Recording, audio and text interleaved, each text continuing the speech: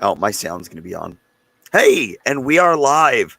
Welcome, everybody. I can't talk very well. I'm losing my voice. But welcome to Work After... Oh, man, it's getting worse. To Work After Hours. And there's Humble. He just joined us, too. Very well. I'm losing my voice.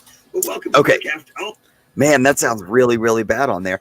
So anyway, hey, everybody in the chat. How's it going? We're here tonight to...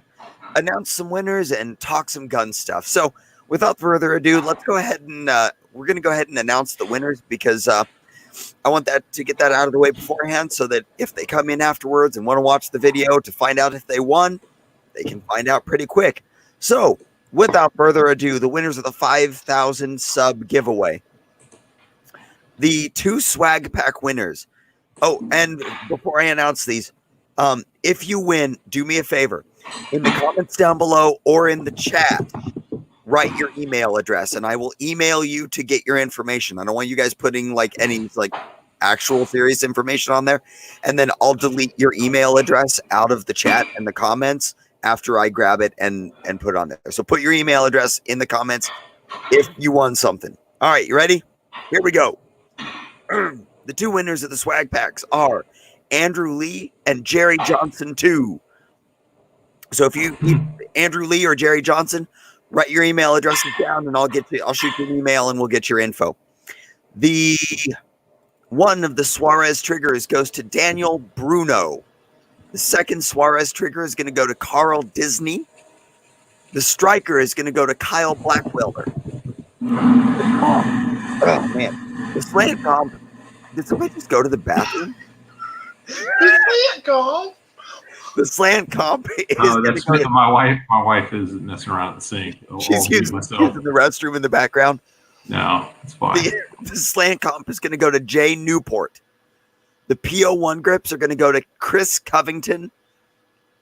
The SPO1 grips are going to go to Gray Note. Gray Note. The Remora holster is going to go to Stevie Phillips. The Pro for Show package with the earmuffs and the eye protection is going to go to Gonzalo Caceres. I'm guessing there. I don't read Spanish names well. And the optics plate is going to go to Brian Elger. So if any of you are in the chat, write your email addresses down. I will grab them. I'll put them in my spreadsheet here so that I can get you guys your stuff, and then I'll delete them. So... did any email addresses come in while we were going over that? I think Humble posted one there. Humble posted his email address. All right. Let me make sure no email addresses. Hey, all right. That's all right. Okay. So with that being said, that takes care of that. Let's go ahead and move on. Yeah, great note. I've already got yours. Don't worry about it, man. Okay. Let's see. Back into our normal everyday gun chat, or every other Thursday gun chat, technically. So, as is usual, we're going to go ahead and go over some movie news, or not movie news. Holy crap. Sorry, okay. We're going to go over some gun news. It's very, very short week in gun news this week. So, first up is the Dan Wesson DWX. This is a 1911, kind of like a weird love child between what looks like a Shadow 2 frame and a Dan Wesson 1911. It's kind of cool looking, actually. It looks like it's got the Shadow 2 ergonomics of the grip. It runs CZ75 grip panels. The magazines, I'm not 100% sure, because when I watched this on the Gun Collective, he said that the full size takes P10F mags and the compact takes CZ75 compact mags. But I doubt that's right. I'll bet they both. No, that's correct. They really do? Mm-hmm. Why wouldn't they keep the frame set so that they would run the P10C mags and the P10F mags? It's a good question. That makes no sense. But my guess is it probably has the same outer dimension, and they're using an aluminum alloy on the compact, which means the frame is thicker and encroaches into the mag well, so they have to use a skinnier mag. That's what I'm guessing. Isn't That the was a bad compact, idea, CZ. isn't the compact shorter too than the P10C? Yeah, that's also true. The mag tube is Yeah. shorter. It Boom. would be. If they're running the CZ75 compact mags, it would be. Yeah, and I mean, it's not like So- those things aren't hard to get a hold of. I mean, those things are like $22 if you buy the Metcar ones. So I think it's interesting. I mean, it's clear that they're trying to fill the void left by STI, the inventor of the double stack 2011, as we like to think about. And they're just like, well, if you guys aren't going to do it, we will. So that's awesome that they're getting into that space, because I mean, I think CZ is really carving out a niche for itself as an iron sight gun company, as much as I may hate to say it, because they make great iron sight guns. Yeah. But they're like, how can we make more iron sight guns and not make dot guns? Well, what if we made about a really awesome single action only gun that shot 40 and cost less than $2,000? If nobody else is doing it, we'll do that. So they did. And Yeah, what price point they hit? 1,700?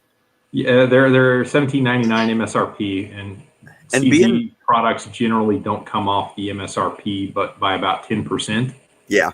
So I mean, 1,700 is 10% of probably that's a still little a free. chunk. It's still a deal for what you're getting, though. I mean, It's not as big a deal as you think, though. I mean, if you get honest about it, because STIs they've redone the mags so that the mags are now reliable for about $60 for a 140 millimeter magazine. that's true. And if you buy the P10F mags, I mean, those things are what, $37 a piece? 33 is what I paid last time. 33? Okay. Yep. So you got 33 there, and then you're going to have to pay $50 for a extended base pad and a Graham spring follower kit. So if Dan Wesson did it correctly and issued them with 140 millimeter mags with that price, it would be a freaking bargain, and they could make a mint selling their own base pads for that. But historically, CZ doesn't care about the U.S. market, which is why all of the tac sport magazines are 126 millimeter, which is the correct length for IPSC, but it's the incorrect length for USPSA. Which is funny, since the Shadow 2 was specifically made for USPSA. Well, it was made for IPSC. It was not made for USPSA. Was it? Yeah, because in IPSC they use 15 round mags. So I mean, if you think about it from an IPSC perspective, because IPSC is the one with the trigger pull thing, that's why CZs are so popular. So it's an IPSC gun that we get to use shooting USPSA, and of their offerings, it's the one most analogous with what the IPSC division is. Yeah. Because in their standard division, which is our limited division, the guns have to fit in the box. Like all 1911s have to fit in the box, which is why Tac Sport is 5.4 inch barrel length, because that's the maximum amount of barrel you can get to fit in that box. Wasn't that what the Glock 34 was originally built around? Oh, heck yeah. Yeah, they'll tell you, the silly people will say it's for SWAT teams and stuff like that. Or the box was built around it. It was built for the box in IPSC. It was built for standard division in IPSC. So, yeah. Great Note wants to know if the DWX is going to be available in 40. It is available in 40. And with the Henning base pads, they're able to get 22 rounds into the magazine. So you can do a 23 round start. You can't reload to that. You're going to reload to 21 or 20. But I know a couple guys who shoot for CZ who confirmed that they were able to get a bunch of 40 rounds in them.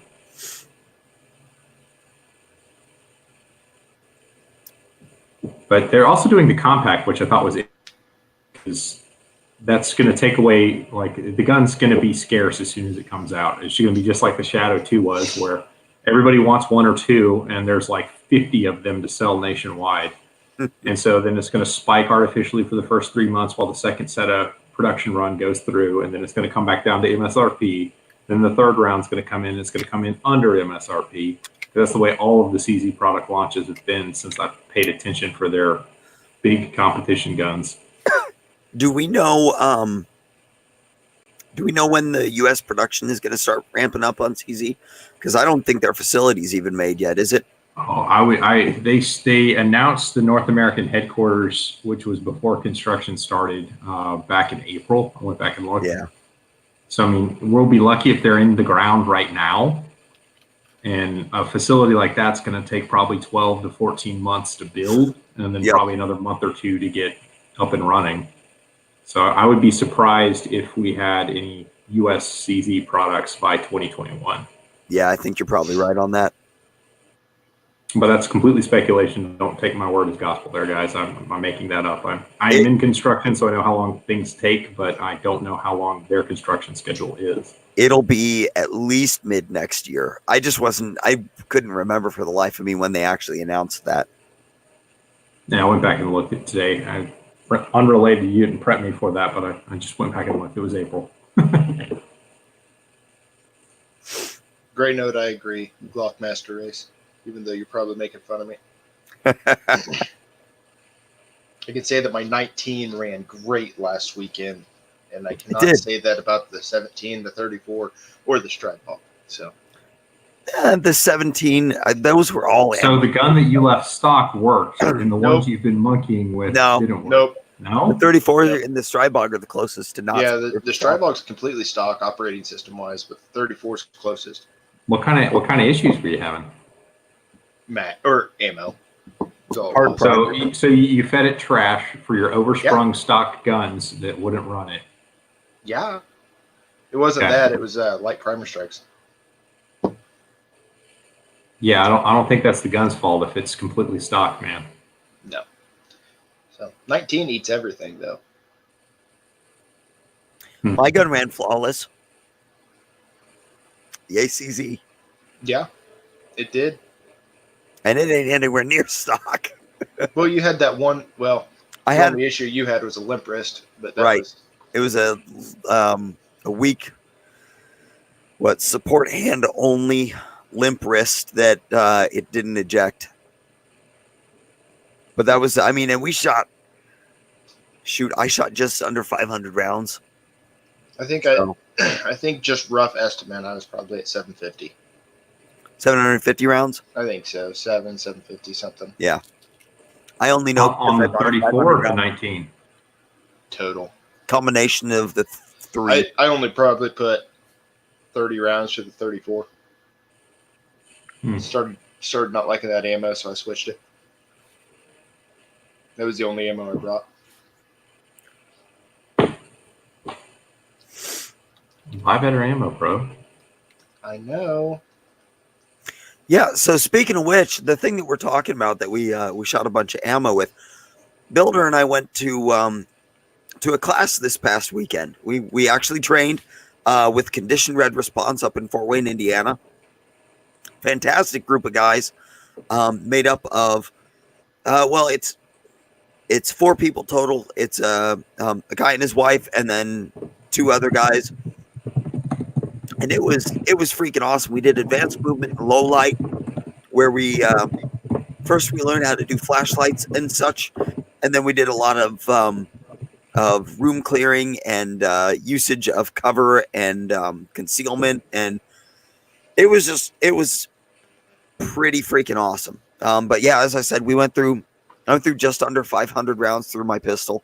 I ran my CZP-10 with my Norso slide and the 507 on it, and had one failure. It was a failure to eject, caused by we were doing I can't even remember the name now.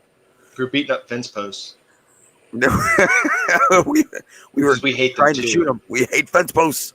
No, we were doing room clearing, and I think that was when we were doing the breakouts I was doing a weak hand breakout.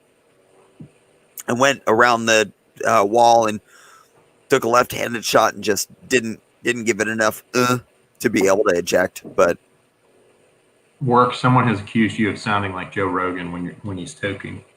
Oh, it's probably true. I probably do. It's hey, you know what? There are worse people to sound like.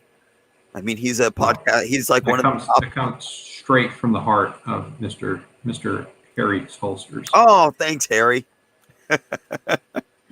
Oh. Yeah, we were shooting. Builder, how far back were those walls when they were about 10 yards, weren't they? The first night or the second day? Yeah. Yeah, the second day the walls were set at 10. First day we were at 7 yards. Hey, holy crap, Kyle. Thanks, man. Just got a super chat from Kyle. who's apparently paying me back for the set of, or no, he got the, what did he get? Was he the striker? Yeah, for the striker that he got. So thanks, man. That's awesome. Appreciate it big time. But yeah, so the first night when we were going over low light and flashlight usage, we were at 7 yards. And funny story, if shooting one-handed only in the dark with a flashlight wasn't hard enough, Builder and I are a-holes and decided that rather than just shooting, I think everybody else was shooting center mass, weren't they? Yeah. Yeah. Instead of shooting center mass, we were going to shoot the 1-inch diamond on the head of the target that we were shooting at. 1 inch is being generous. It was about a 1/2 inch wide and 3/4 tall. So, yeah, it took us each. I think you got it in 3 and I got it in 4. Something. So, if you had a dot, life would have been better. We were running dots. We were running dots. Oh, but that was. So was the guy in our little group, and all three of us. The next time we went up, I shot the diamond, Work shot the diamond, and the other guy shot the diamond. And then the other 3 people, they were really working on getting those center of mass shots, and we're over there just rolling because I like good center of mass hits. I like combat accuracy. Yeah. It worked though. It did. Go brew some Black Rifle coffee. Talk about gun on the internet. Big Johnson. I'm actually chewing on honey Ricolas right now, so I at least got the honey part. But do you want to just bring some whiskey up for me? I'd appreciate it big time. And your TSO. What? And his if he's coming up here. Oh yeah, bring the TSO. That's a good point. You might as well, right? Hey, let me jump in and field a question Manny had in the chat. Yeah, go for it. He asked about my opinion with Ben Stager. We don't care. Yeah. Ben Stager was or he is, I should say, obviously a very, very competent shooter. He does a lot of teaching. And if your learning style is compatible with the way he teaches, if you listen to his podcast, you kind of get an idea of how he teaches, then it's probably worth checking out because he's really accessible. He travels all over the country, puts on a ton of classes. And if you've never seen world-class shooting in person, he's a good one to see because he is very, very good. It just depends if you can learn the way that he teaches. If you listen to interviews like Hwan-Sik Kim on what are they called? The Eric Levy podcast, the Gun Nation or whatever podcast. There are other styles of teachers, and for my learning style, guys who are like overly technical and talk about it in very specific ways just kind of resonates more with me. So like Hwan-Sik has a style that I get a lot more out of than Ben, but a lot of people, have gotten a lot out of Ben and continue to train with him year after year. So certainly an option. Check him out if that's your thing. There we go.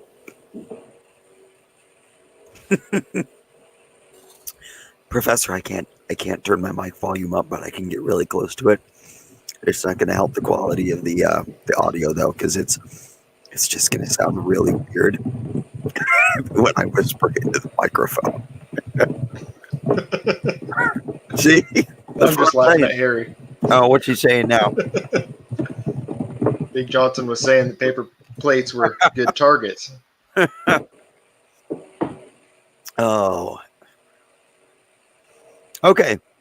So now that we talked about the Dan Wesson DWX, literally the only other gun news that I saw is the Cobalt Kinetics, who makes like $4,000 and $5,000 ARs, is switching to $4,000 and $5,000 2011s.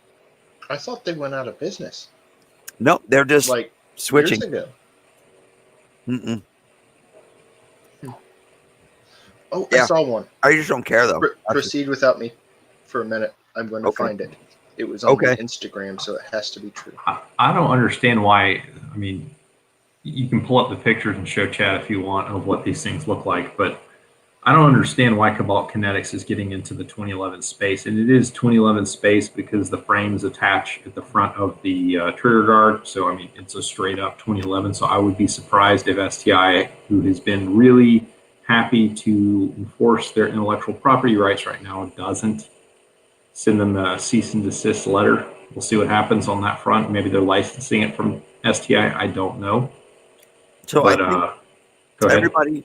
everybody's seeing the vacuum that STI is leaving as they're pulling out of like the affordable market, and everybody's trying to put something in there, but Cobalt Kinetics is not going to make it. No. That's shit. Their stuff that they If they put can't out. make a rifle that sells for less than $1,000 and is reasonable quality, then like they don't have a prayer on 2011. Yeah, and STI pulling out of the affordable market. STI is still making guns. They're just making guns that are $4,000, $5,000, $6,000. They're not making They're making Staccato Ps. The Staccato P is their new duty gun. And they've got I mean competition guns though. Yeah, they're not making like the Staccato is it under $4,000 for STI. The DVC L. They're still making that. How much does that run? The $3,100. But that's still an expensive 2011 as opposed to Edge, which used to be like $1,750. Right. So it's not cheap. Okay, I don't remember what firearms company it was, and maybe it was just a complete joke that I am not following. But whoever was making those 1911s out of meteorites. Oh yeah. Or was it Cabot? Yes.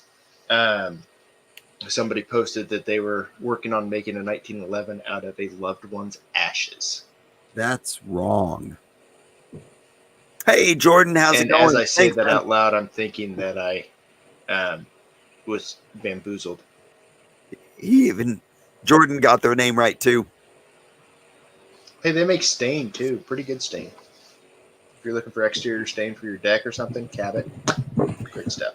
So really quick, going back a little bit, Kathleen really wants to talk about True Glow sights, which I will be glad to do. Oh, yeah. It's one of your favorite things to talk about. How many times a week do you think you post about True Glow sites on Facebook? Or 3. Imagine how much he thinks about them every day. They dance in my mind at night. I try to go to bed and I'm like, True Glow sucks. Screw TFX Bros. That's how I sleep at night. You should ask my wife. It's kind of entertaining. Okay, so Kathleen, I do have an entire video about this and why these things suck. But here is the general outline of why TFX Pros suck. So when you look at sighting systems, you have to remember the proper usage of sights. You've got equal light, equal height. Okay. So you need a nice flat top to be able to compare to the top of the back, and you need a properly proportioned front post to rear notch size that goes for width and height to be able to see slivers of light on either side of your front sight. So the TFX Pros are improperly proportioned. The front sight is too wide for the rear sight's notch width, so the sliver of light is very, very thin. Not only that, it's not deep enough because they like to play the dot, or what's it called, like dot in a bucket, where it's a U notch and you've got this dot and they want you to sit that dot down in that U bucket. Well, what that does is that makes that sight really shallow so that your vertical sections on either side where you're seeing that light slide past, they're not big enough to get an adequate read on the amount of light that you're getting on the right or left side of your sight. So that, in addition to just being bad night sights, in addition to just they're not good at anything. 3-dot sights are a farce, which is what they try to be, and they're just not good sights. And TFX or True Glow should just stop making them because they're crap. There we go. Off my high horse. And you can say that because you've owned them and I've owned them. I have. Humble's owned them. Right? Humble, you had a set? Did you have a set TFX Pros, Humble? I did. Okay. Not TFX Pros, the original TFOs. TFOs? Yeah, I had TFOs. They were they were unremarkable as far as Yeah. sights go. I mean, So, like- did they glow like they're supposed to? Sure. Did they collect light and glow? Yeah, kind of. But Yeah. they don't glow as well as a good fiber optic, and they don't do anything particularly well. I mean, they're a lousy mostly fiber just optic digging. sight. They're okay night sights, but night sights, in my opinion, are kind of, that juice is not worth the squeeze. So we just They took were a night mostly course. just digging green. I'll tell you what the best night sight is. A And red Humble dot. already knows it. It's a dot. Like, we just ran a low light nighttime course this past weekend, and without a doubt, the top performers were dots. They just are. That is They the were best us. night sight. Something I will say about the dot that I didn't think about until we started doing room clearing on left hand and right hand side, and you switch to your weak hand and your non-dominant eye, you don't have to close your dominant eye to shoot. Like, you see the dot and you put it on the target and you pull the trigger and it puts a hole relatively close, because I'm not great at weak hand, relatively close to where you're aiming. Like, it just, that's nice. You don't have to worry about lining up sights. It's the future. Not only that, but this is an argument that's come up on Facebook multiple times. Guess what, guys? If you're a new shooter, use a dot. And I know Humble jumps on this boat too. Using a dot takes sight picture out of the equation. So you can't blame your inefficiency or your deficiencies on your sights. If you miss a shot, it's your fault. You got to fix it. It's going to help you isolate your trigger control.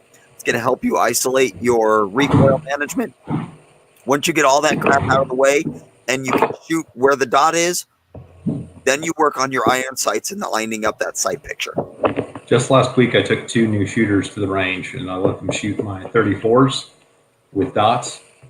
And it's the first time I took a very green person to the range and said, "Here's a gun with a dot on it." And the explanation, like after I showed them how to grip the guns, was, "All right, there's a little red dot on the screen. All you have to do is look at your target and move that little red dot where you want that to hit on your target, and then pull the trigger very carefully, and you'll hit what you're aiming at." And after about 3 magazines, we moved back to the 25-yard line, and I was flexing, so I cleaned the plate rack in like 8 shots on 6 plates. And one guy wanted to try it too, and he was 5 for 20 at 25 yards, like 3 magazines into shooting a red dot pistol impressive. and I was like, what you just did is not easy. Like, if you go to any indoor gun range, everyone's gonna have the targets at 5, 7, and 10 yards, and they're gonna shoot the same target a lot, and you're not gonna be able to see where they hit. And nobody, they're going to say that it's because that's the distance self-defense engagements. It's like, what you just did is the very far back of it. If you ran the target all the way out of the range, and then you shot the center of it, that's what you did. Like, oh, cool. Like, he didn't realize what he did was impressive. He was pissed he couldn't knock down the last plate because the extended mag I handed him ran out of ammo. So about 60 shots into the game, he was able to almost clear a plate rack at 25 yards. With a red dot. Nice. I mean, it takes a lot more rounds with iron sights to even get close to that. Yeah, I mean, it takes the aiming errors off the table. One guy was having issues with it was that guy. The first magazine that guy shot, he was trying to put the red dot on top of the front sight, and then would fire a shot, but he was not aiming at the target where he wanted to get. So he was like shooting like high left, and it was a pretty small group at 5 yards. I was like, why is it off target? I mean, that gun's zero. Told me how he was aiming. I went, oh, buddy, no. Just completely ignore the sights like they're not there. Just put that red dot where you want the bullet to show up and carefully pull the trigger, and it will show up there. So I think the red dot is the way to go. And both of the guys were like, if I get a pistol, I want to get one with a red dot. They all said it. Yeah, I mean, Builder, you saw how I progressed before a dot and after a dot. Like, yeah. I'm a significantly better shooter now than I. Now, I mean, I've also put in a lot more time, but the time that I put in has been better spent since having the dot, because I could isolate the things that I was doing wrong rather than being able to blame it on a poor sight picture or bad sights at that. You know? Yeah, as you're starting to learn the dot, I mean, before you can use the advantages of it being a dot. I think the biggest thing it is right off the bat is a tattletale. I mean, holy cow, that thing moved when I pulled the trigger. Yeah. And just forcing you to work on stuff. Because your iron sights move, but they don't move that much. Like, you can't see an incremental change like you can in a big red dot flashing all over the place. Well, you have to have really good lighting in order to see the front sight move, and you have to have really finely, like if you're not shooting Dawson precision sights, you're probably not going to be able to see your front sight move when you have a slightly bad trigger press. But if you have a slightly bad trigger press with a red dot, you're going to watch that little sumbitch go, and you're like, well, that wasn't a good trigger press because my red dot squiggled like hell before it jumped out of the window. So, but got a question in the chat about the 508T. Doesn't Big Johnson have one? I don't think he does. No, he bought another 507. Who has one? Somebody. One of my shooting buddies back in Georgia got the 508T, and it's basically a ruggedized 507C, effectively. Yep. Therefore, it's badass. Buy it if you want to spend the extra $100. There you If go. no one Jordan spends has the extra $100, just get a 507. But at the same time, well, I won't say that. Well, now I want to know At that price point, I would probably buy an RMR, though. Yeah, that's a good point. Yeah, but they're going for $350 for a. Can you get a Type 2 RMR for $350? It's a great question. I don't know. If you can, it's going to be the auto adjust, which isn't the worst thing in the world, but it definitely has to be Type 2 on a handgun. Jordan's got one. He says it's awesome. I want one. I've gotten a hold of Hollison twice, trying to get dots from them, and they won't play ball with me. I'm too small. Me too. They sent me to some website that I filled out, and they nerfed the crap out of me. Yeah, I did that twice, just because I want one. Huh. Wow, Jordan can get a 508T for $275. That's ridiculous. Wow. What are they on Big Daddy right now? I'll pull it up and tell you. Harry says 425 for a Type 2. Yeah, most places I've seen the 508T have been $350. Yeah. I haven't looked terribly hard because I'm not ready to buy one right now. I mean, I'm ready, but I'm not ready.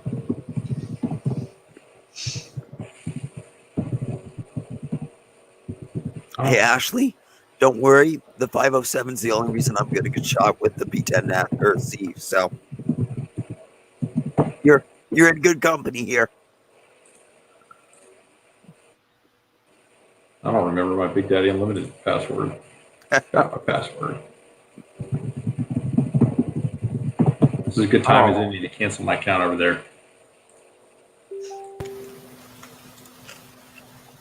Yeah, Harry, the 512 has my interest as well for the Strybog.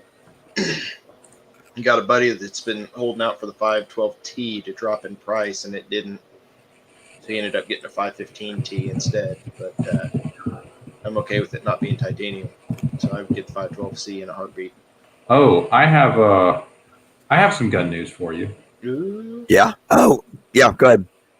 Military Arms Channel is going to release his video on the P365 SAS. Oh, yeah. In the next couple days.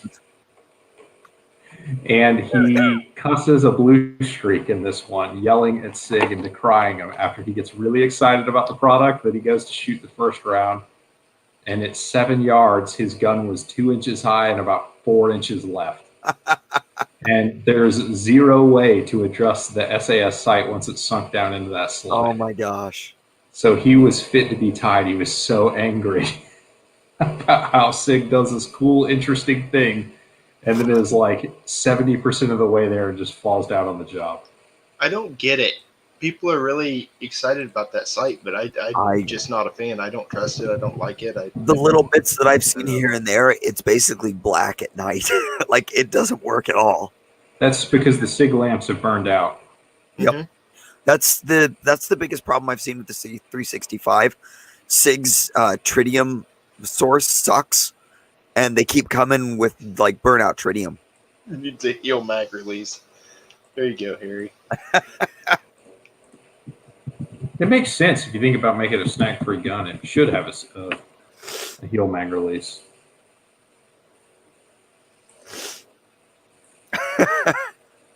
Yeah, Ashley, my voice is. So we took this class this past weekend, and I don't know whether my voice is gone because it was cold and I was yelling a lot, or I think it might have been Shell. He sounded like he was starting to get something, and I think he might have given it to me. I But was sick earlier this week too. were you? Yeah. With what? I was cold. I was working on a cold before that, so I think it was probably just the coldness. Humble, really quick. Crap, I don't remember. Oh, it's Red, White, and Pew asked, what are your thoughts on the 407 CO? What are you thinking of that thing now? So the issue I was having with it was I was like, I can't shoot precisely with this gun. And then I realized that it was not the dot's fault, but it was my Gen 417's fault. I had gotten so used to shooting groups with my Gen 5 34s, I began to keenly appreciate how much more accurate that barrel is than the Gen 4. It really is. So I was dissatisfied with the accuracy I was getting from it, and I attributed it to the dot, but it was not the dot, because if I hold the gun still roughly in the same spot, it shoots where it's supposed to shoot, as to how I have it zeroed. As far as being like a big advantage, I mean, the way your eye treats it, the fact that it's a hollow dot, it doesn't really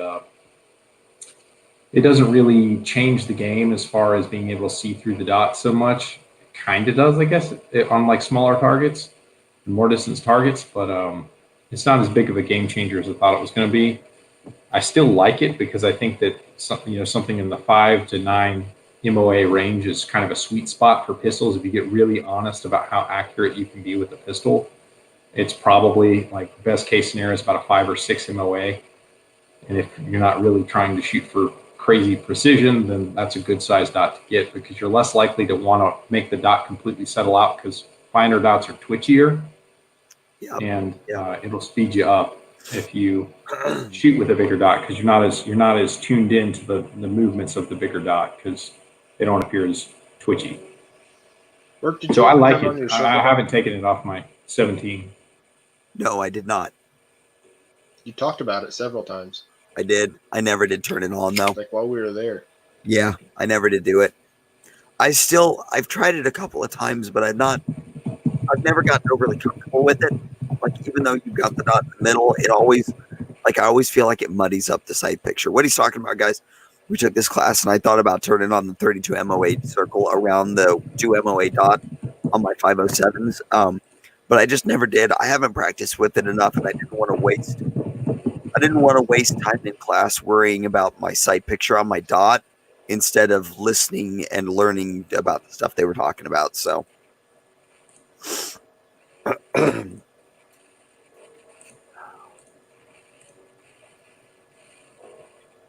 sorry, I'm still reading.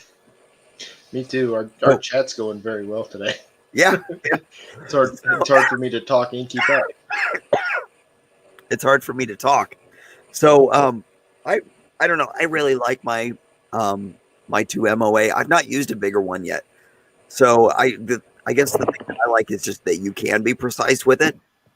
But if I've seen it probably in my last USPSA video, although I'm more confident, I am still taking a long time for my splits. And maybe, I don't know, maybe a bigger dot would help me out with that. Since I wouldn't. What was the dot size on your US optics? They were 4, weren't they? The DRS is 4, I think. Yeah, the DRS is 4. The MCRS was 2. Or no, it was the other way around. The DRS is 2. The MCRS is 4. Oh yeah, that's right. Because we thought that the MCRS was going to be brighter because it was a bigger dot, and it wasn't. It had the exact same issues. Those sights are so. Yeah, I've thought about selling the MCRS. I mean, shit, if I can get $300 for it and get I could almost pay for a freaking 508. Collison 508T with it. So, yeah, I don't know what I'm going to do with it. Lightly used at worst. Yeah. Yeah, it's only been on one gun. It went through one match, but I was careful with that one. I didn't drop it on the floor like my 507. Which, mind you, dropped 4 feet onto a concrete floor, and it was fine.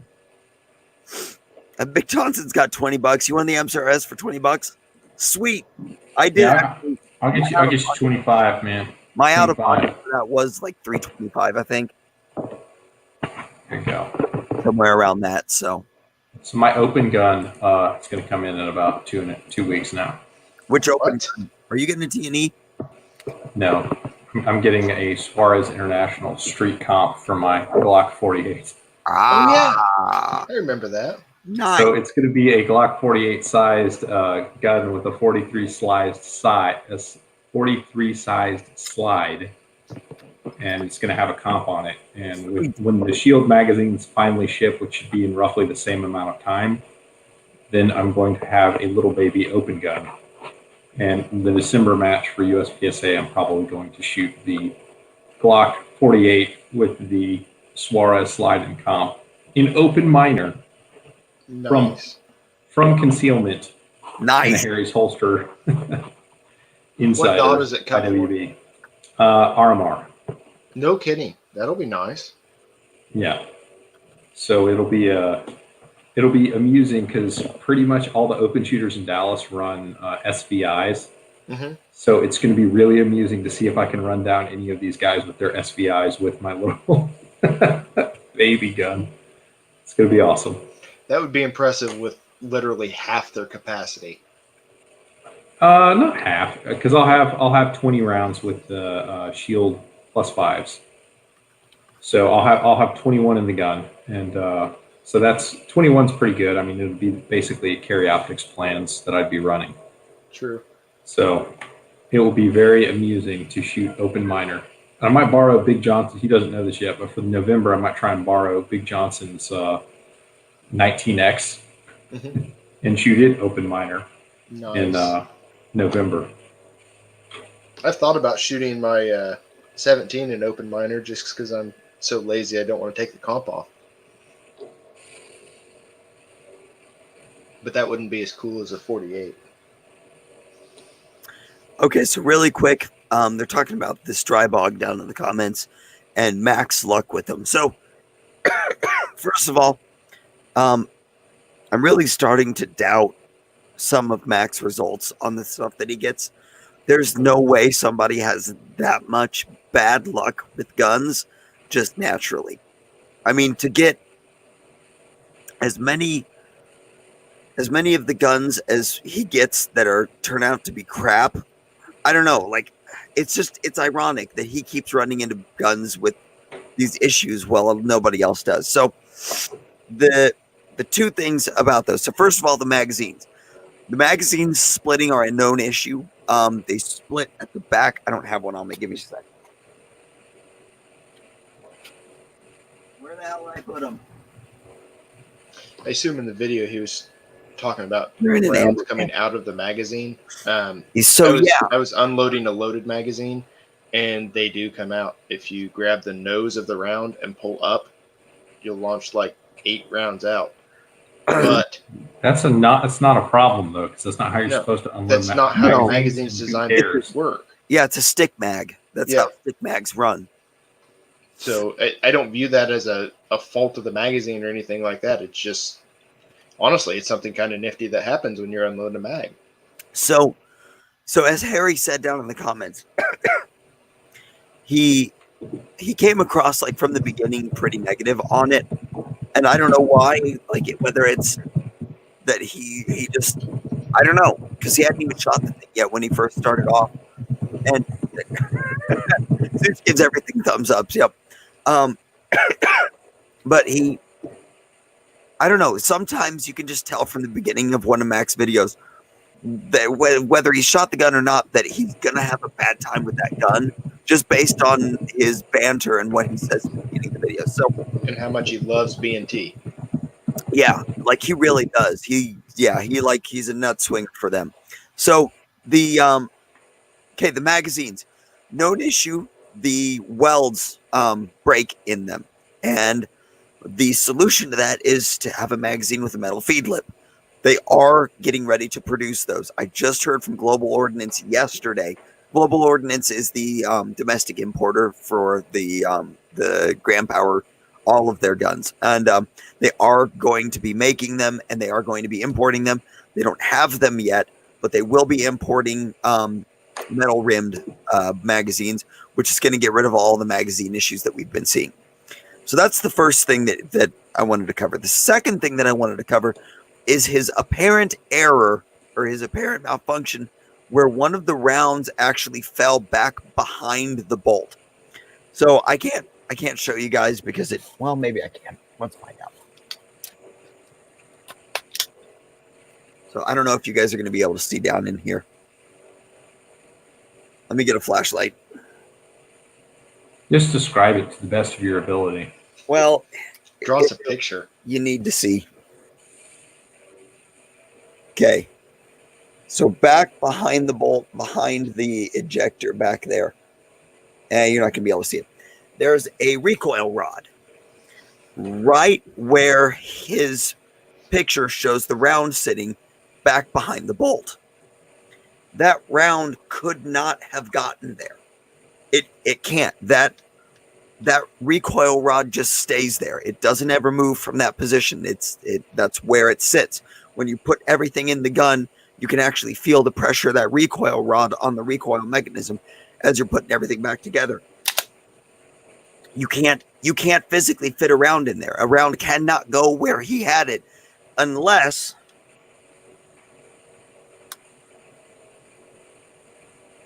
you pop open the gun, sit the round up in there, and close it back down.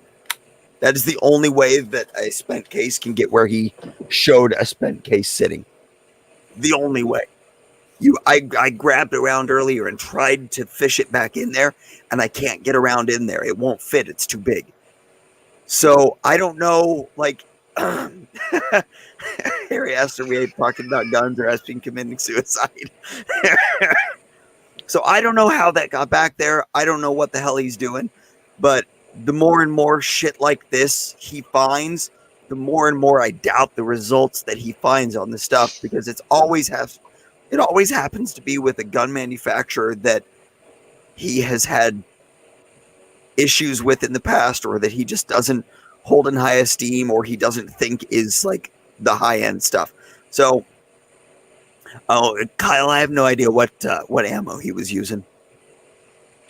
I will say on the SIG though, he actually fired a group through the camera onto the target, and you could see his point of aim. And then he zoomed in with the camera on the point of impact on his steel target, and it was exactly the same as when he was shooting it and got upset in the first place. So while that may be true about the Strybog, his SIG gun is not even close to zeroed.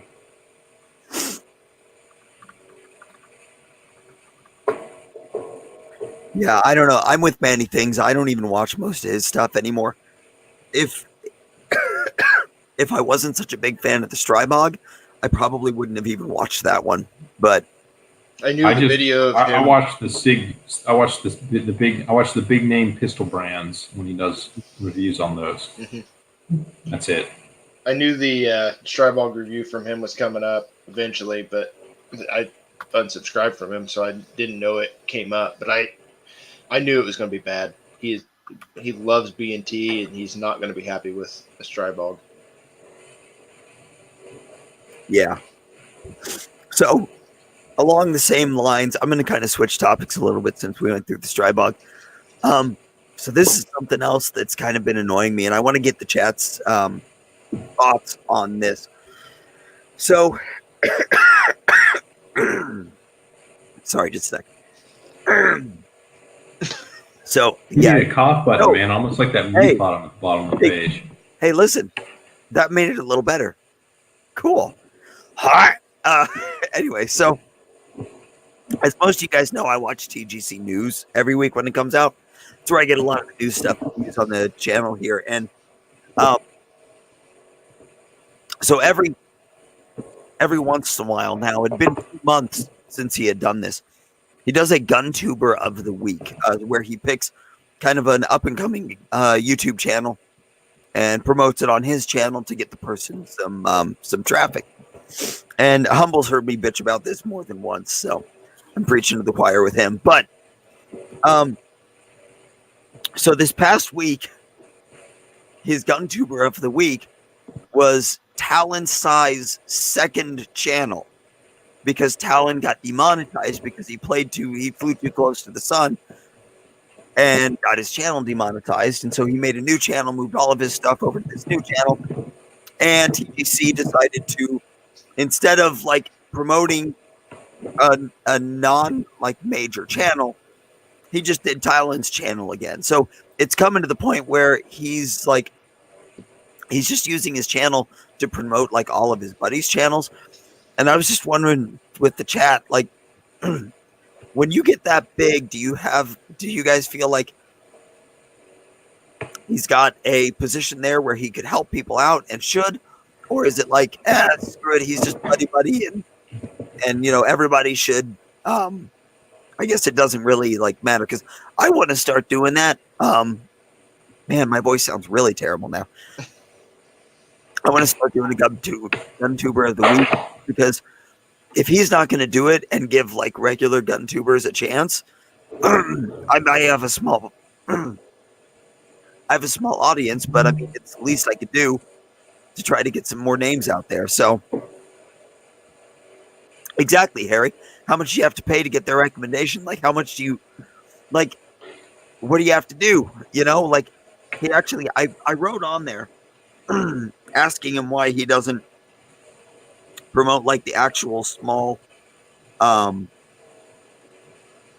smaller YouTubers. And he said something along the lines of GunTuber of the Week is just something, it's just a place where I can post the stuff I like. And then he doesn't want to like stoop to post in channels that don't have good quality stuff just because they post about guns. And I'm like, well, crap. Like, yeah, sure. Talon's got great production value, and he does. Like, his stuff is really pretty made. But he's also just another, you know, shoot a gun for a week and toss out a review channel. He doesn't provide anything beyond that, you know? And, like, there's a lot of channels out there that provide a hell of a lot more substance and just don't have the crazy production values because, shit, we're all working normal jobs trying to pay for this crap, so... Jordan says John Patton's wanted to become an industry shill for years, and he's finally accomplished it. He's doing it, man. He's making it happen. Yeah. Success. Like, I don't know. Like, I don't feel entitled to be on the show because I'm not, when I go on there, I'm not like, hey, why aren't you doing me? But I give out like a list every time he does it of like 4 or 5 different channels that are under 50,000 subs that are quality information channels, and he's never interested because they're not buddies with him or playing his game or into his politics or something. You know, you don't go to the national rally 2 days away, so you don't get on his thing. I can take this in a completely different direction if you like. Go for it. Why not? Screw it. So you're apprised of this work, and so is Harry and Big Johnson. But I had a really brilliant commenter on one of my videos today who wanted to correct my CZP-10F video because I referred to the gun as being a flat shooter, to which he replied, so this one pistol defies the laws of physics and shoots flat? Give me a break. And it was completely unknown to him that you can refer to a pistol as being flat shooting. It has everything to do with how the pistol recoils. So we went back and forth a little bit, but ultimately I ended up putting up a poll this afternoon on my channel. I participated in that. If you're there, you can check it out. But it was effectively, what does it mean to you? And I gave 3 options: projectile flight path, recoil arc / muzzle flip, and other is 2. There's 157 votes right now. And 11% say it's projectile flight path, which would be correct when you talk about rifles and things like that. 87%, so 87% of 157, so that's probably, I don't know, 60-something people. More than that. Shoot, probably 100 people. 100. Yeah, it's over 100. So clearly it means something else to other people. So that was, I wasted moments of my life for something that he could have Googled. And so here we are. Now I'm crying about it on a live stream because I'm really mature. It's okay. It's all right. I'm done now. I feel better. Got it off my chest, guys. Appreciate that. At least you didn't take a selfie with your plumber and then send it to the wrong guy. Yeah. I was like, why are you sending me pictures of you and two other guys standing in the shower? Yeah. That was totally That's supposed what to go Bill to did to me today. It's like, not only did you send it to me, you sent it to me at like, I don't know, 6 a.m. Central Time. It was some obscenely early time. And it's just you and this other dude with shit-eating grins on your face standing in a shower, a very large shower. Like to come shower with us. because They're both all of those fully guys clothed, work with Mike. Josh, and Josh wasn't there, so I wanted to mess with him. And so I pulled up my messenger on Instagram, and I thought I hit the Dark Horse Tactical logo, but I hit the Humble Marksman logo instead, and that didn't go well. I stared at the other dude for like a solid 20 seconds. Like, should I know who this guy is? Like, why is he sending me this? Like, clearly he sent this to me because I'm supposed to know who this guy is. It's just like, all right, dude, I don't know who this is. Why'd you send this to me? And that's when Humble just goes, gay.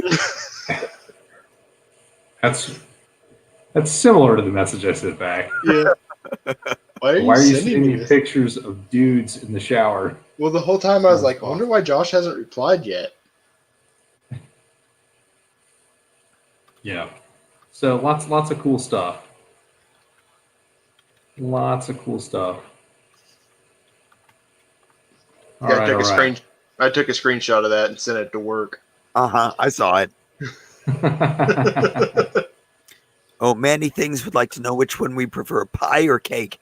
After this past weekend, pie. Explanation? Slicing a room. Okay. We did room clearing. It was a joke, damn it. I like more cakes than I like pies. I actually do prefer, well, But a good pie can beat a yeah, cake.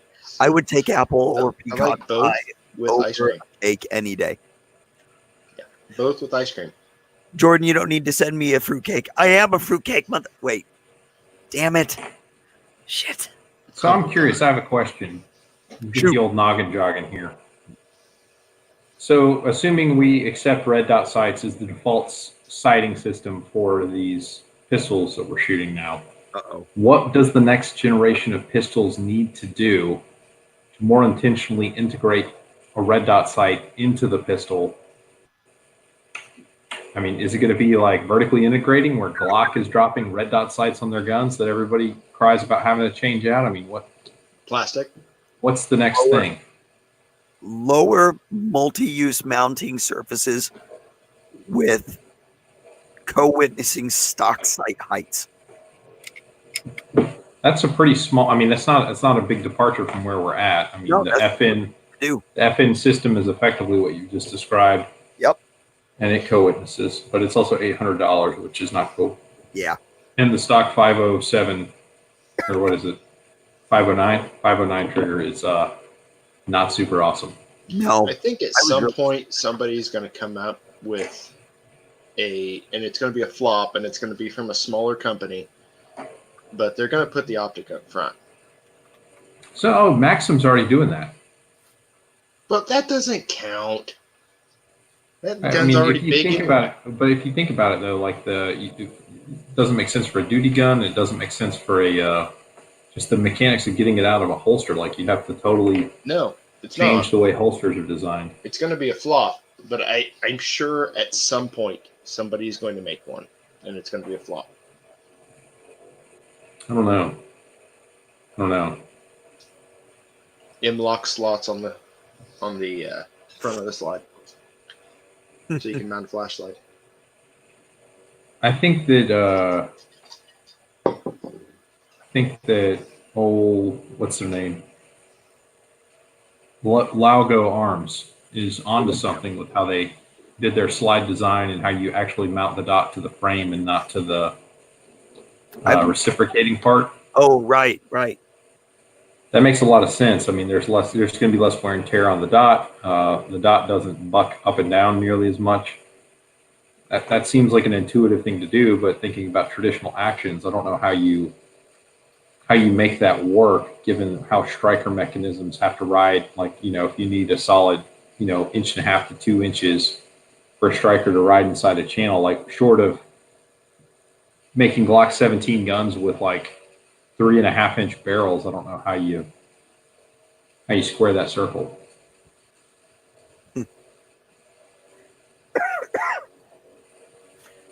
Come on, you pragmatic guys, get in there. I missed what you said because I was reading the chat. I came in at the end and I decided that I shouldn't say anything, and then I did. Were you just saying make it lower? No, I was saying like you would have to leave. Like imagine if the slide, if you did mount it to a frame, so the slide would have to project to the up. frame. Yes. Okay. But at the same time, I mean, you could maybe house the striker inside the frame of the gun and not inside the slide, so that I don't know how it'd work. I don't know how you'd make ejection work with that. you'd have to run a port on the side and do ejection straight out the side. And you'd have to have it cut out. But it would still have to travel rearward roughly the length of a piece of brass. Yeah. So don't know how you do that because you're going to have a breech face. Unless the breech face is the frame. Well, the slide. What if the breech face was built into the red dot? I don't have it. It'd be like the Luago, where they play it like the like a 22 pistol, where the slide is actually just a portion that goes back and forth, and everything else is 100% solid to the frame. It makes sense, but I'm just trying to think with traditional actions and guns how you do it. And Jordan asked the question of cutting out a plate altogether, and a step in that direction is what FN has done, and honestly IWI did with the Masada, is you don't actually mount anything to the plate. You just change out the plate to change the size and shape of the screw holes that pass through into the slide, and it just adds recoil bosses. So it's effectively like a spacer. It's not exactly like a plate that you're adhering it to. Yeah, unfortunately, in order to get a true plateless system, you would have to get all of the dot manufacturers to agree upon a footprint. Because, like, how many posts does the Delta Point Pro run? Generally Four? it's 2, but you can do 4. But like they're completely out from the RMR posts, or It's not just the bosses, but it's also the screw hole size, diameter, Right. and spacing. and locations. Yeah. Yeah.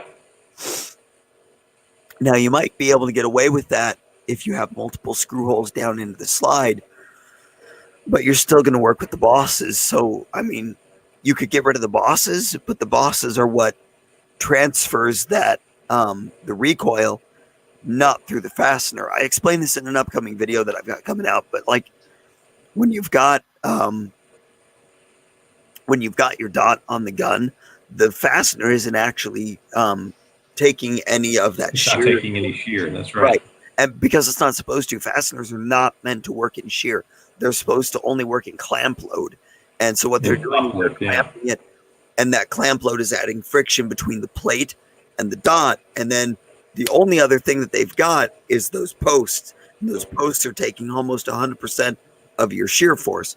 Remove those posts, and that shear force is all transferred over into the screws, and that's when you break screws. Yeah, so when people get their $50 optic cuts that don't have any recoil bosses, like that's what you're buying. It'll work too if you get those $50 optic cuts if your notch is cut for your optic, like for your optic. I don't mean like for like a general RMR cut. I mean if you send your RMR in and they cut it for your optic so that it actually is a press fit down into the slide, that will effectively transfer that shear back into the slide and into the frame of the optic, taking that off of the bolts still. But it's, I mean, you got to be really sure with that, and you can't get a general cut with that. It has to be specific to the optic you run on that gun. I know primary machine requires an optic sent in with a slide when they mill it. That's why.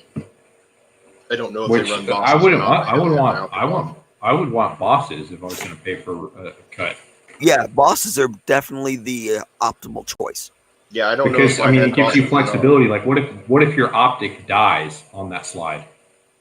Yeah, And you kill your send you a different one that is umpteen thousandths of an inch different. It's just not as good a solution. that's why you don't do that with anything but an RMR. Yeah, I don't know. Maybe it's a well. Think about this. What if you just had a side that was machined and you had screw-in post for your recoil bosses? Meh. So you screwed in your recoil bosses and then just direct threaded the optics onto the slide. That could work. We use So the slide essentially is its own MOS plate. Yeah. I wonder if there's enough clearance in between where the bosses have to be. I guess you could basically do opposing diagonals. Like, one set would be if you could fit screws up there, and then the other set could be two different screws. Yeah. The only problem with that is the screws that you would have to use for the posts would have to be shoulder bolts, and those shoulder bolts have to be able to fit down beneath the surface of the mating. I'm trying to look for something that I can explain this on. So it's got to have a section of solid bar, basically of solid diameter, and then the section of screw at the bottom, and that section of solid has to be sunk down into a perfectly sized hole into the slide. So you've got to have enough space in the slide for the threaded portion to pull that bar down and get overlap with the bar to support the bar in that shear force as well, because you can't run any portion of the screw in shear. What if it was not a like a screw down post, but what if it was like it was like a slide in section, like it's cut as like a slide in section, and there's some kind of locking mechanism that the whole, similar to the FN, how the FN just kind of plops down on there, but you would just slide in the different profiles of the bosses you would need. Yeah. But I bet that's probably crazy expensive to tool. I mean, The reason FN did it the way they did it is because it's probably the most economic way to do it.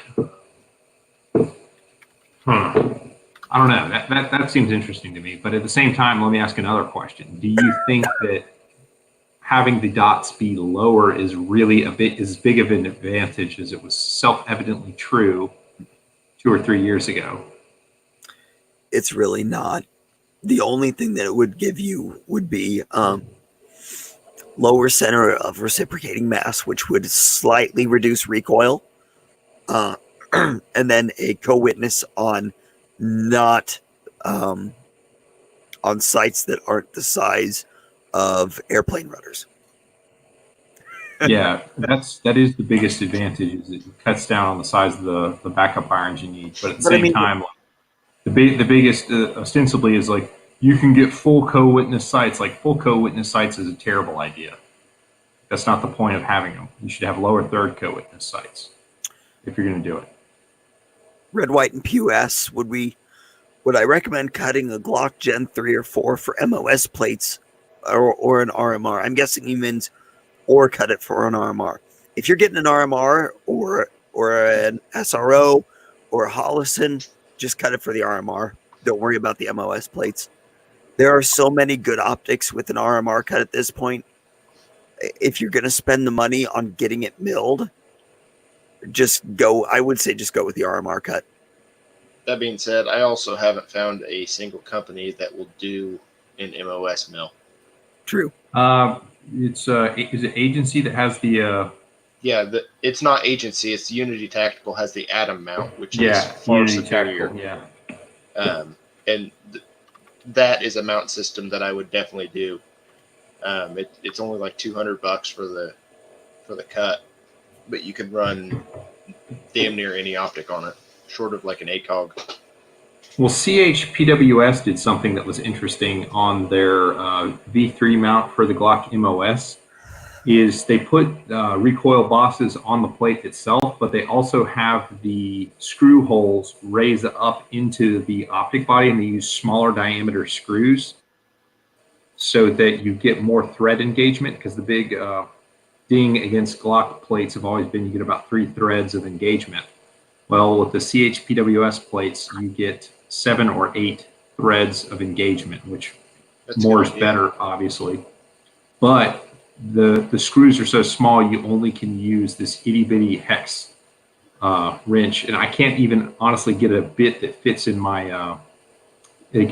fat wrench to torque it down. So I'm relying on basically finger tightness with Loctite so far. But I've been a pretty big fan of it so far. It's aluminum, so I'm still not sold on it entirely, because I think aluminum's the wrong metal to use for adapter plates. But the design is significantly better than a Glock, and it's thinner because it's not trying to make the plate take all of the screw threads. Whoa, screen just went black. It's makes the plate thinner and lets the bosses pop up, and all the threading kind of is raised up off the face of the plate. So that was a good design. Wait, what is Harry saying? 3 threads is max strength? I'm assuming he's saying that that gets you everything you need. I don't know.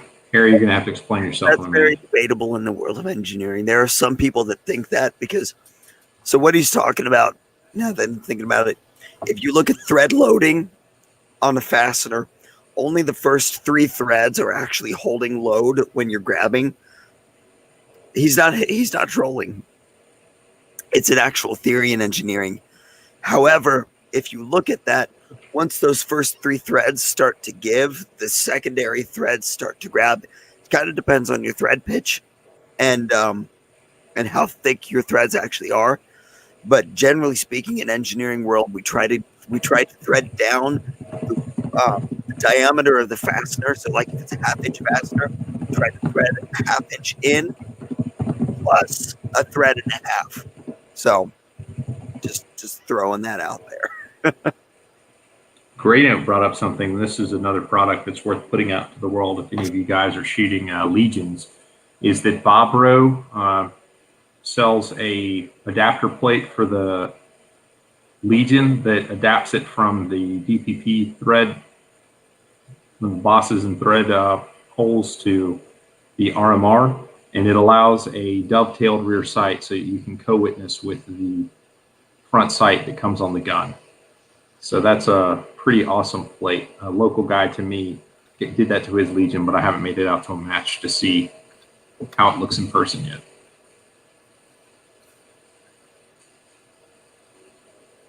Sorry, I'm reading and recovering. Manny is asking what screws I use on my guns. The MOS plate to the slide, I just use the ones that Glock gave me. And most of the optics that I have, I use the specialized screws that either came with the optic, like the Delta Point Pro, I use its screws, the Holosuns. I use their screws, but I had to file down the 2 on my 507CO or 407CO because they were slightly too long. And with the Glocks, if you use screws that are too long, you risk stripping them. So I had to file those down until they were flush with the bottom of the plate. Kyle seems to be having issues with his Delta Point Pro. I haven't had too many issues with my Delta Point Pros, but I don't like them nearly as much as my SRO. The SRO is a glorious, glorious optic, and if you fancy yourself as an optic shooter, you should get one. And it is absolutely worth the price they're asking for it. Yes, but there is an issue that one of my buddies is having. If you're shooting into the sun, because it uses a glass that has a very aggressive notch filter on it, the little window from the emitter will reflect the glass onto the screen as a secondary dot. So you'll get a ghost dot if you're shooting into the sun. So you noticed something with an SRO last weekend when we were doing low light shooting. There was a guy in our little group with an SRO, and when he was just holding his gun at low ready, he had a dot, probably on the camera, that big on his shirt from the emitter. Oh, from the reflection? Just kind of interesting. I hadn't seen that. I had not seen the ghost dot either. I've shot a lot. I've probably got 6,000 rounds on my SRO at this point, and Nice. I have not had any issues with mine. But that's the whole point of why I got one, is I wanted a maintenance-free perioptics gun. So far it's been that. And it gets way brighter than the DPP, like way brighter. But the auto adjust feature is equal garbage to the what is it? The Holosun auto adjust. Holosun auto adjust is, yeah, it does, and it is hot trash. It is so bad because the solar panel plates are what senses the ambient lighting. So when you're in full sun, it does a great job of diming the dot, putting it all the way up to 10, and it looks great. But if you're in any sort of variable light, it doesn't adjust quickly, and it picks the wrong setting, like every single time. Like it's just too stingy, and it's just, there's not enough dot there. You know, I gotta give that to Vortex. My little Venom did great. I had it on auto adjust the whole time, and going from dark to, 600 lumen flashlight right next to it. It was right where it needed to be. So I was very impressed with that.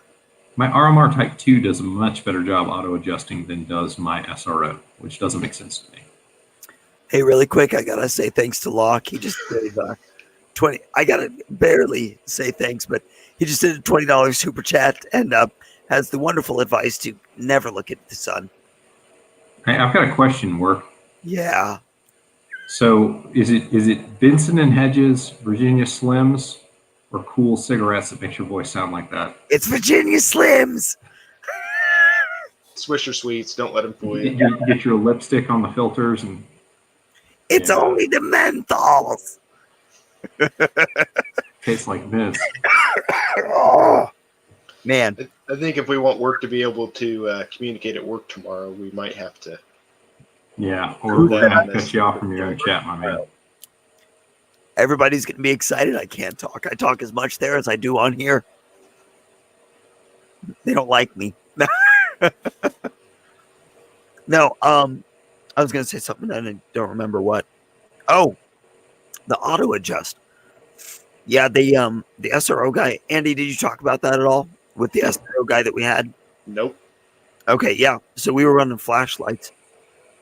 And the guy that had an SRO was running auto adjust, and it couldn't keep up with the flashlight. Like in low light, he'd flip on the flashlight and it would drown out the dot, and the dot would just never it would never auto adjust because the light was too far away. In the meantime, I had my my Holosun on, I don't remember, like two spots down, and I just leave it on that. And it never ran into an issue with getting washed out by the light or anything. So 507 does not have auto adjust on it. The 507 is just straight. This is your brightness. That's what we're going with. So, which I'm fine with. I don't mind that at all. Yeah, I didn't think I would ever use auto adjust, and I put my Venom in it just to kind of mess around, and I really like it. And it keeps up. And for a very, very cheap, I consider the Venom like the base of pistol-mounted red dots. I've been nothing but impressed with it. It just runs. Got a very generous window too. Damn it, Jordan. So what I'll do is I'll temper my comment that I make about the dot size. I would get the 5 or the 7.25 MOA dot on the RMR. But if you're not going to trust auto adjust, then maybe it makes sense to get the 2.5 MOA dot, because in low light, it's going to bloom and look bigger. But when you're outdoors, it'll be close to full brightness, so you won't lose it. So maybe in that case, I could see doing a 2.5 MOA. But generally, I would say get a 5.6 or bigger.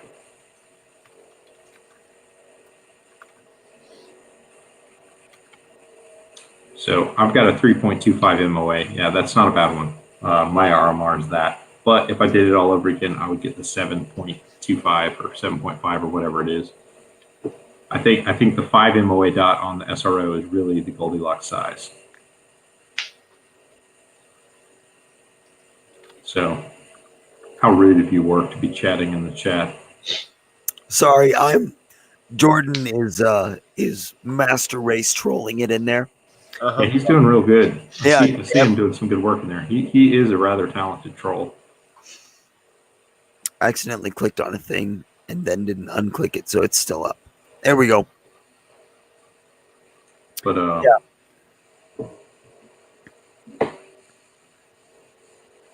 yeah, Harry just bought a Strybog because of us, and then Matt comes out with his review and he's like, "Hey, this thing freaking sucks." So apparently, Harry, you're going to be happy with it. For those of us who didn't want to watch your 35-minute for you normies PCC shootout, I haven't actually bottom line it for me. What was the way to go? If you can afford an MPX, get an MPX. It is obviously the best one in the shootout. It is superior. After that, I think all three of us preferred the Strybog over the Scorpion. I actually would rather have a PC9 than a Scorpion. PC9 just worked well. Scorpion was not ergonomic to me at all. And the group sucked. So the Strybog versus the Scorpion, I was typing. So Strybog versus Scorpion, which do you pick? Strybog wins. Strybog.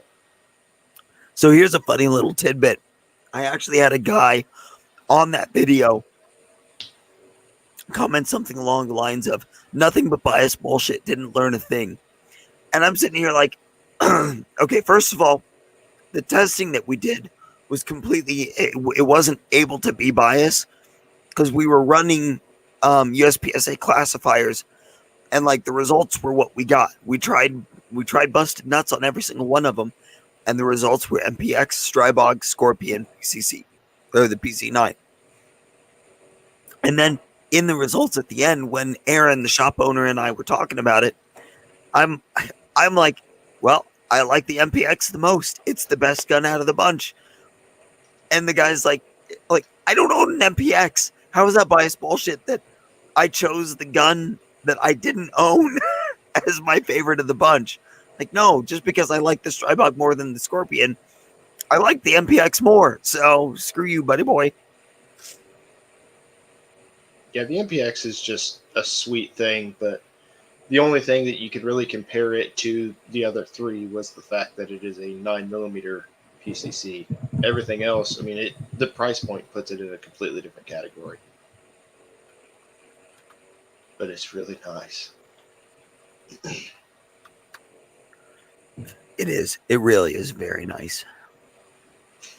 Kyle said he's a huge Evo fan, but his Banshee's coming next Monday. The Evo is, I don't know, I definitely think the Scorpion looks awesome. The ergonomics are met. When I've shot him, it hits you pretty hard in the shoulder for being what it is. Like my 5.56 rifles don't hit as hard as Scorpion does. Yeah, they don't. The one that we were shooting has a brace on it, but it's not so much even that. It's just it didn't seem to ergonomically fit as quick as the MPX, especially probably because it's AR based. But even the Strybog. I think what Aaron said during that was in an AR world, because what we're living in is an AR world. Yeah. CZ went with different ergonomics than we're used to. Yep. So like the MPX and the Strybog, they both have AR-15-esque controls. You can instantly do everything with them and know what you're doing. The Scorpion, the mag drop's different, and the safety's a little different. I actually really like the safety on it, but the grip I thought was horrendous. But that was my hand type as well. I would have to get a better brake for it, so it doesn't feel like you have to work as hard managing the recoil. The whole point of, in my opinion, the whole point of a PCC is to be able to rip like 10 and 11 splits. Mm-hmm. And shooting a scorpion without any appreciable break, I felt like I wouldn't be able to put the targets in the same, or put the bullet holes in the same zip code if I were to try and run the trigger that fast, if I could get it to run that fast, because the stock triggers are kind of Yeah, I doubt you can not get the a best stock thing trigger ever. running that fast. I mean, as opposed to getting a Hyperfire AR9, it'd be awesome. Yeah, that's probably going to be with both of them though. But the oh shit, what was I going to say? I don't remember anymore. The I do want to point out the Strybog though, folded is 16 inches long with an 8-inch barrel. Like that's a tiny little package for what it is. For 30 rounds, 8-inch barrel, 9mm.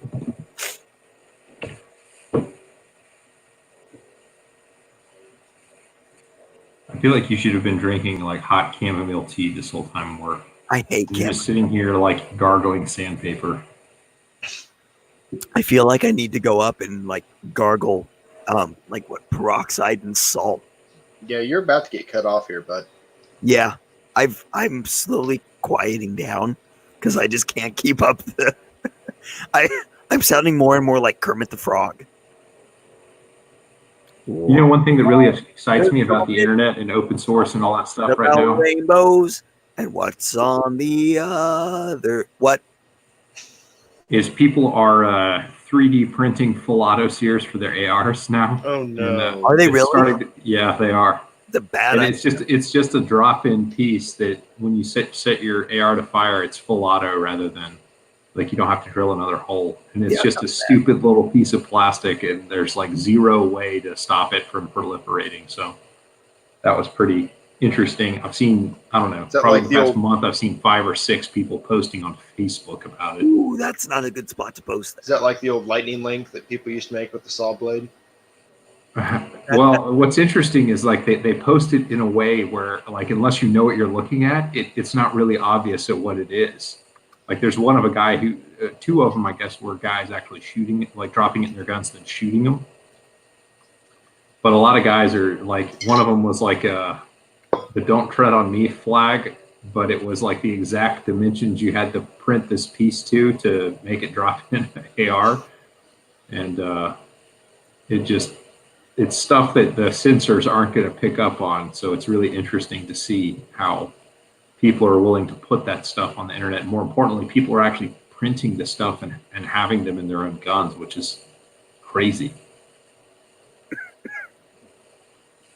You're a pretty crafty dude, Work. I figure you'd be doing stuff like that and saying on the chat, like, "Oh, I would never do that."